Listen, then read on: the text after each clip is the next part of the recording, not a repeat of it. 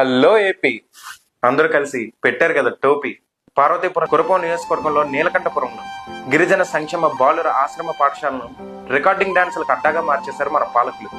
విద్య అందించాల్సిన దేవాలయంలో అశ్లీలకరమైన నృత్యాలు పెట్టి పిల్లలు పాడు చేయడం సంస్కారమేనా?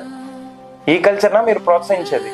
గత ప్రభుత్వంలో ఇదే కురపం నియోజకవర్గానికి చెందినటువంటి మనస్విని అనే అమ్మాయిని యుఎన్ఓ సదస్సుకు పంపించారు జగన్మోహన్ రెడ్డి గారు. పార్వతీపురం మన్యం జిల్లా గుమ్మ లక్ష్మీపురానికి చెందిన కేజీబీవీ విద్యార్థిని మనస్విని ఐక్యరాజ్య సమితి సదస్సుకు ఎంపికైంది.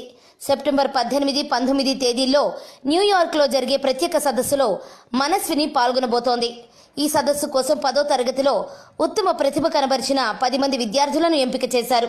అయితే సీఎం జగన్ ప్రత్యేక సిఫార్సుతో 9వ తరగతి చదువుతున్న మనస్వినిని కూడా సదస్సు కోసం ఎంపిక చేశారు.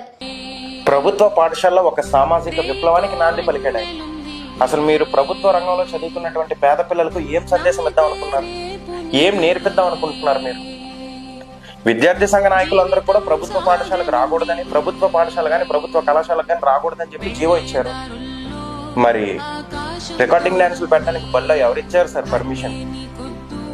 అసలు మీరు పిల్లలకి ఏం నేర్పిద్దాం అనుకుంటున్నారు?